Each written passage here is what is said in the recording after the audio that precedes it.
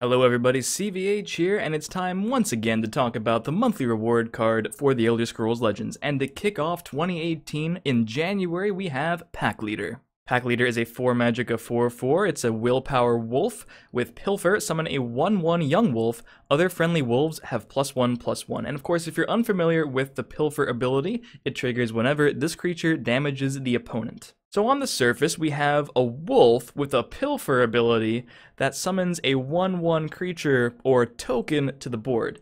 So it should come as no surprise that when I was reading the discussions, the 3 decks people seem most keen on testing Pack Leader in are Wolf Tribal decks, Pilfer Monk decks, and Token decks. Of those 3 archetypes, the one that stands out as the most competitively viable are, of course, tokens. You can find good token decks all over the ladder in a variety of classes. Basically, any class that uses willpower has a playable token deck that can get you to Legend. Pilfer decks, well, it's basically just Pilfer Monk because you require Master of Thieves and Thieves' Den for Pilfer decks. They're a little bit less so. They are definitely playable and workable to get you to Legend and climb the ladder to some degree, but they're definitely a more fragile style of deck because they rely a little bit on the combos between the Pilfer cards I just mentioned and cards like Pack Leader with Pilfer abilities. Not necessarily speaking about Pack Leader here, but a lot of those Pilfer creatures tend to be understated with potentially high payoffs. And then we come to the Wolf Tribal decks, something people have been waiting for a long time, ever since the core set, because the core set gave us a few wolves, and of course out of these 3, these are the least played. I'm pretty sure you haven't seen a Wolf Tribal deck on the ladder recently. Will Pack Leader be able to change that? Well, let's take a look at all of the current Wolf cards for a Wolf Tribal deck. Yeah, not too fantastic. Wait a minute, I forgot one.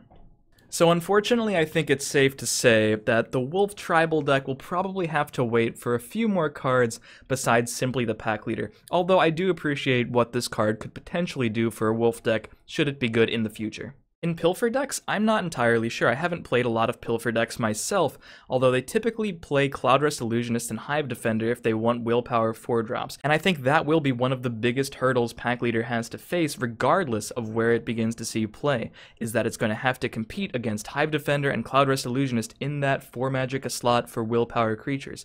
And those 2 cards are amazing. In fact, if you asked most players if they could make a top 10 cards in the game list right now, I have to imagine a lot of those lists would contain Hive Defender and Cloudrest Illusionist. But then we come to token decks, and I did recently just play a token mage deck in a tournament. I'll flash the deck list up here on screen, and of course they do tend to play Hive Defender and Cloudrest Illusionist, not only in token mage, but token crusader, token monk, and token spellsword. But I mentioned that token decks were among the better styles of decks to be playing right now, and even though Pack Leader is again competing for that very full already 4 magic a slot in these decks, I do think this card has some very interesting implications in this deck, and it benefits from the deck itself already being quite good. Pack Leader coming down can already buff existing wolves. As you can see, we're not playing any wolves in that token mage deck, and you're pretty rarely going to see wolves in tokens. But a long time ago, when I first started playing the game, Pack Wolf was often played in token decks. People generally moved away from it, moving towards Dawnstar healers and just other cards that wound up coming out, but Pack Wolf isn't necessarily a horrible card for token decks, right? It generates, again, one of those young wolves. And you can use that 1/1 young wolf token in conjunction with the 5th Legion Trainers, Divine Fervors, and Bruma Profiteers, and other cards that benefit from having additional creatures on the board, as with any other token generator in the deck. Now, if you're playing a Pack Wolf, and then you play a Pack Leader right after it, if both the 2/2 and the 1/1 stuck on the board, Pack Leader is immediately not only going to be that 4/4 body that's on the card, but also give you additional stats to the board immediately, split over the 2 bodies that you put on the board the previous turn. And then you can just immediately use those extra stats to attack, to take trades, to really put pressure on your opponent. If you have the Ring of Magicka, you can do the Pack Wolf on turn 2, then turn 3 drop the Pack Leader, even just regularly on curve without the ring. That is a very powerful early game that's going to be hard to handle for a lot of different decks, and it has the added benefit of making your opponent question whether they should expend additional resources or make weird, strange, maybe suboptimal attacks into your Pack Wolf or your Young Wolf. Maybe it'll eat a Firebolt because they just can't handle a Pack Leader coming directly after. And if Pack Wolves start seeing play in token decks, people will naturally expect Pack Leader to be the follow-up, and I think it's quite a good follow-up. So if you asked me right away where I would be playing Pack Leader at the start of the month when this card comes out, if I were to test it in just one deck, it would be one of the token decks. I'm not really sure which one.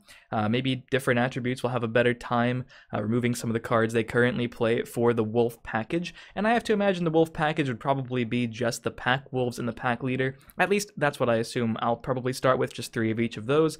Pack Leader by itself is a pretty reasonable card. You drop it on turn 4.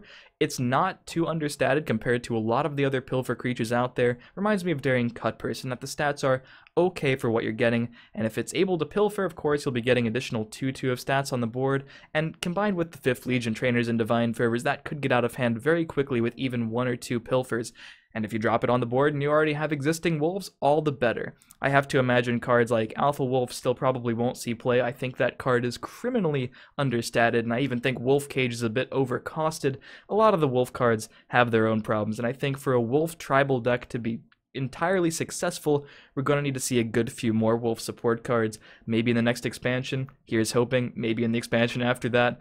Either way, when a wolf deck finally comes about, we'll probably see Pack Leader in it. For right now, it could just be good in token decks, maybe other aggressive willpower decks. We'll have to see. But as always, these are just my thoughts and my opinions, so feel free to leave a comment and let me know what you think about the monthly reward card Pack Leader, where you're excited to test it in, and how you think it will perform. And as always, if you've enjoyed the video, feel free to leave a like, stay subscribed for more Legends content, follow my stream in the description, and I'll see you next time.